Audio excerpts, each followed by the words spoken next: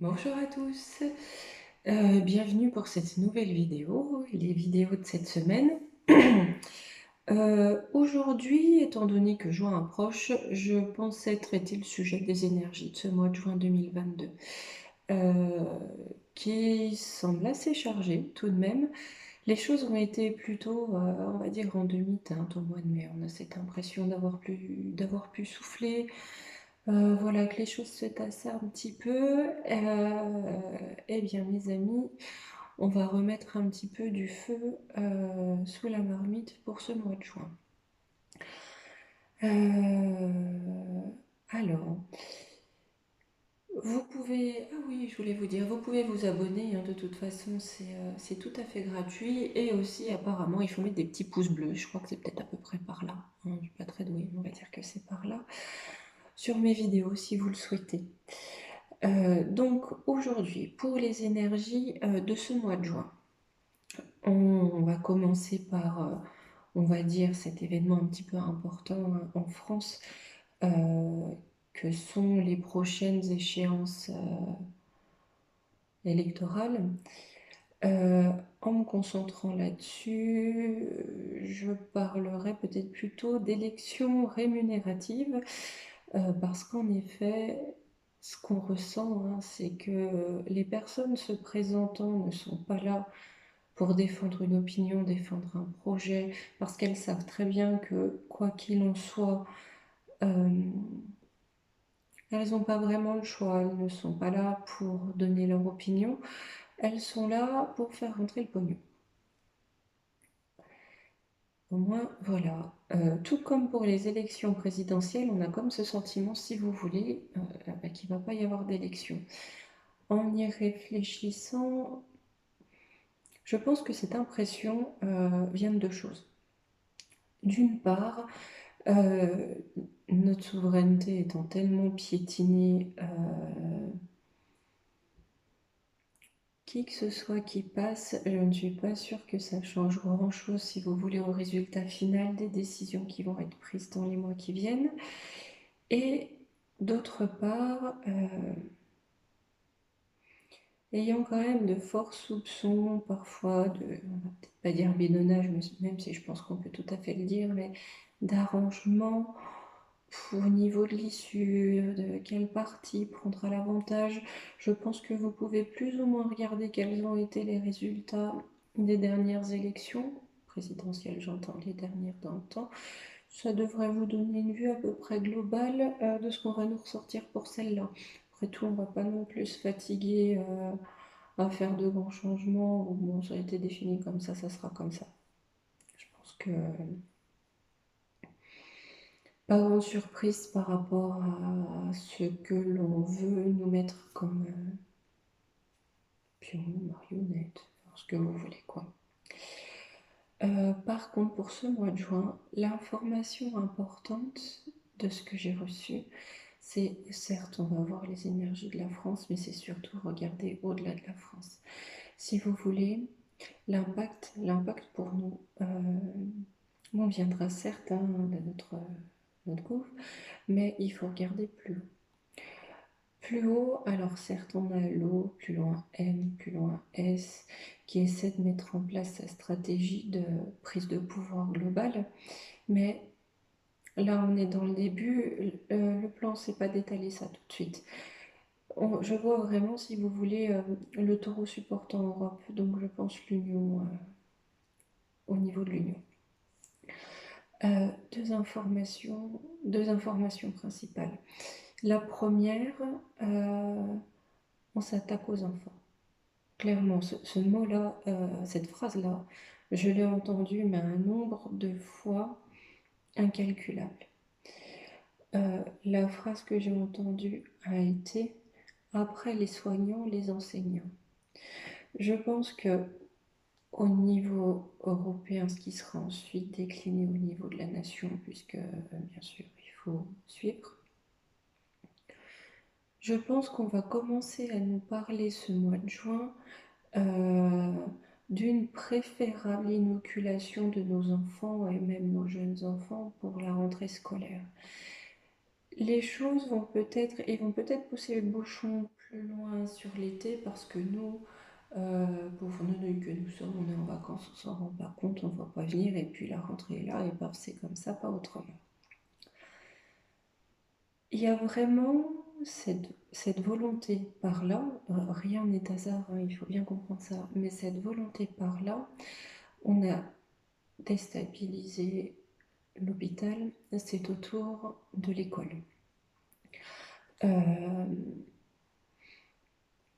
je pense que beaucoup se disent non, ils n'iront pas jusque-là. Eh bien, je pense que malheureusement, si, euh, comme dans le milieu de la santé, on risque de voir le milieu de l'éducation par certains désertés. C'est ce qui va créer une instabilité assez considérable. Parce que là, on parle aussi des enfants, c'est-à-dire des êtres qui doivent être encadrés. Donc s'il n'y a pas d'encadrement, que fait-on de ces enfants? Dans un premier temps, je pense véritablement qu'il y aura une sorte d'obligation d'inoculation pour les enfants ou de tige dans le pif.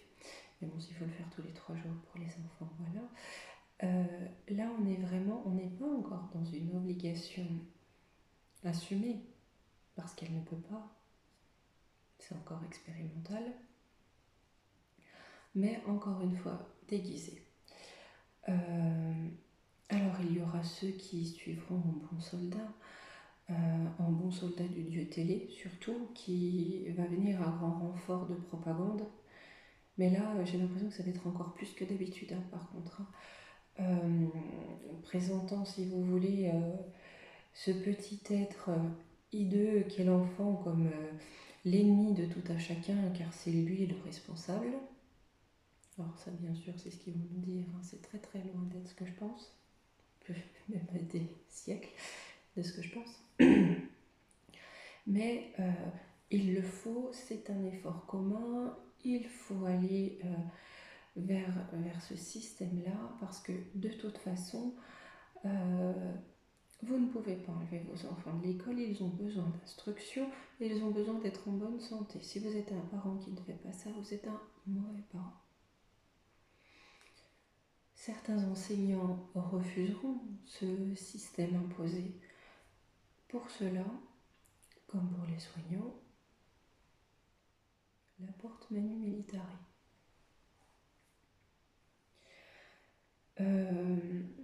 Très franchement, je pense que l'année scolaire prochaine, ça va être sport.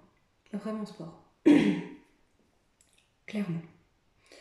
Deuxième information, j'ai vu les images de ce qui s'est passé ce week-end pour une rencontre sportive.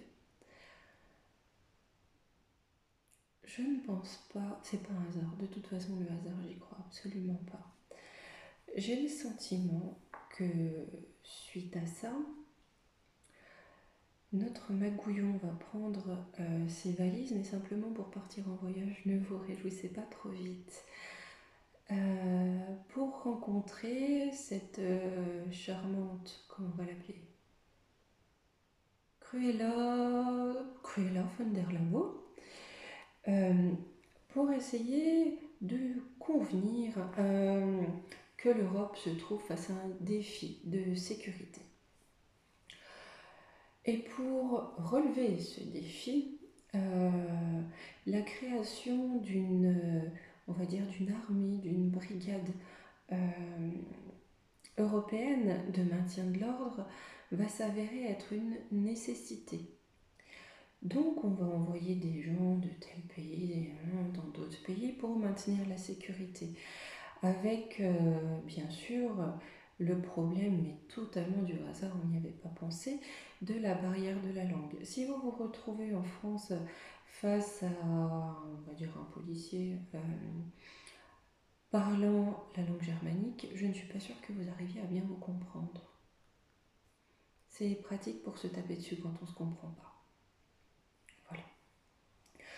Voilà. Je pense que ça va être la solution à apporter aussi, pour éviter toute tentative de sentiment d'appartenance à une nation. C'est-à-dire que si vous êtes policier dans certains pays, vous allez dans un autre pays réprimer le peuple qui se lève, vous n'aurez pas de sentiment d'appartenance à ce peuple. Vous pourrez plus difficilement, en tout cas, vous sentir solidaire. Ceci explique cela.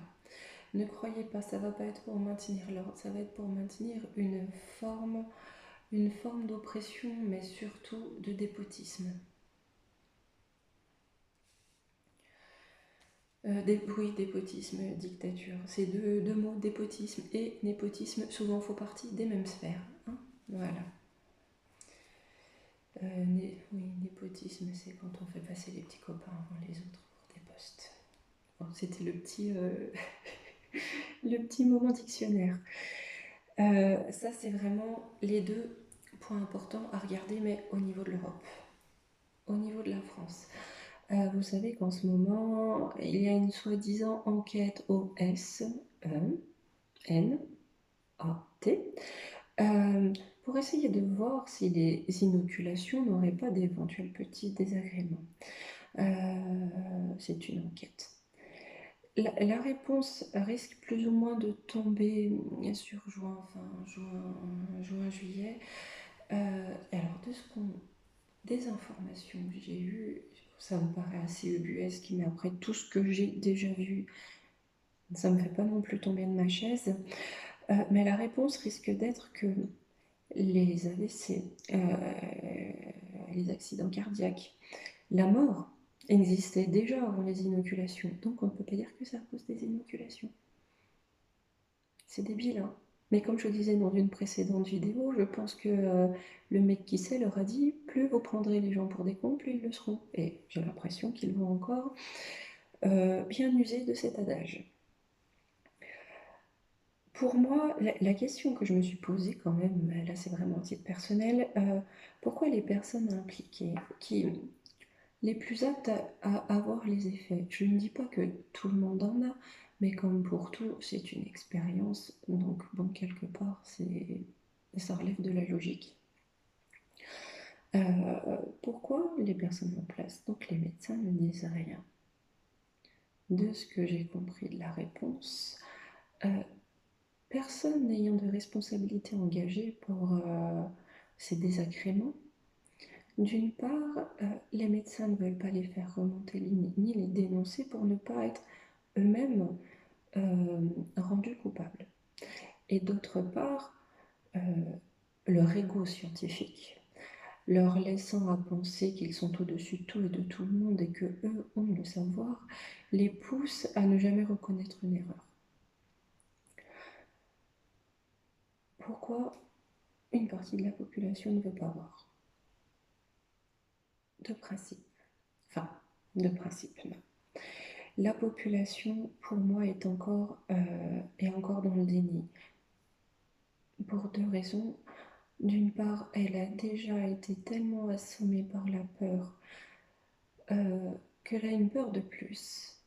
Mais une peur qui viendrait d'une réflexion. Pas une peur qu'on lui donne, pas une peur que lui transmet Dieu télé, mais une peur venant de son intelligence, venant de sa propre réflexion. Non, de côté. C'est pas moi. Voilà, on m'a toujours dit à la télé que j'étais trop bête pour savoir et pour réfléchir. Je le mets de côté. Mais aussi, encore cet ego. Cet ego qui rend souvent l'homme incapable de reconnaître ses erreurs. Bon. Après, pour moi, c'est vraiment le principal pour ce mois de juin. On est vraiment sur l'attaque des enfants et la formation de cette... Je sais pas quel nom ça va prendre, excuse, on me montre vraiment comme une armée, voilà, de maintien de l'ordre. J'ai fait juste un tirage au niveau des énergies pour ce mois avec l'oracle des astres pour voir un petit peu les énergies qui vont nous accompagner. On me parle bien Je vais vous montrer, c'est plus simple.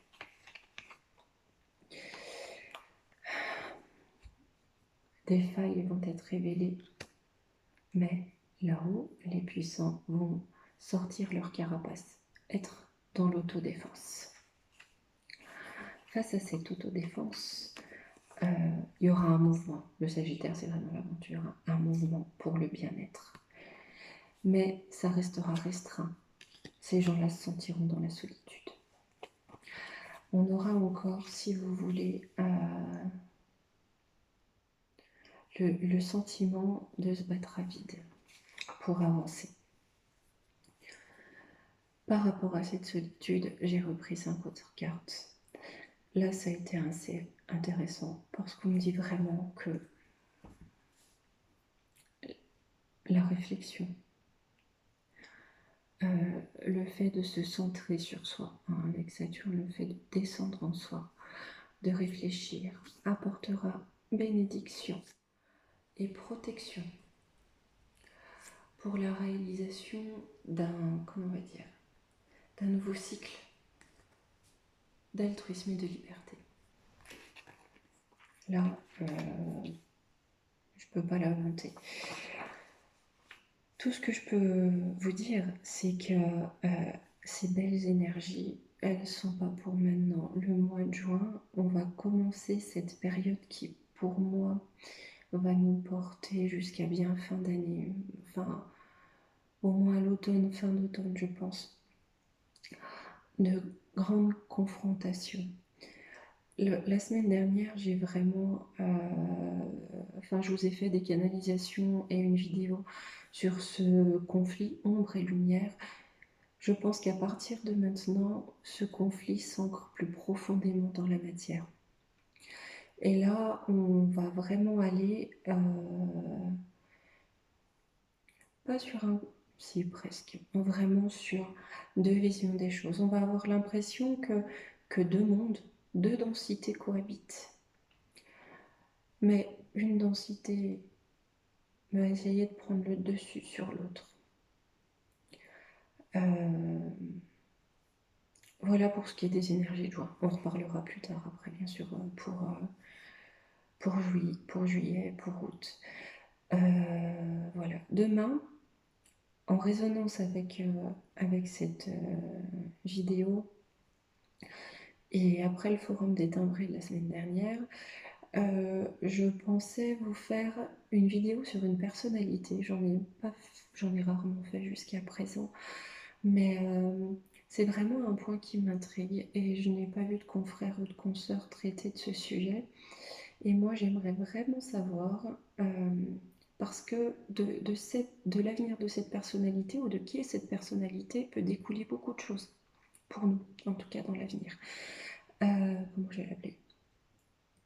Alberto Burletta. Si vous ne comprenez pas, mettez en commentaire, j'essaierai de trouver quelque chose de plus parlant. On fera ça demain. Jeudi, une personne m'a demandé de traiter, enfin d'aller voir si nous allions avoir des révélations sur les extraterrestres ou la vie extraterrestre dans les temps qui viennent. Donc jeudi, je traiterai ce sujet-là. Et vendredi, bon, j'ai pas encore décidé, on verra. Ou si vous avez des questions, ou si vous avez des sujets à me proposer, n'hésitez pas à les mettre en commentaire et je regarderai tout ça. Voilà, pour aujourd'hui, je vais vous laisser. Je vais vous faire de gros bisous et je vous dis à demain. Au revoir.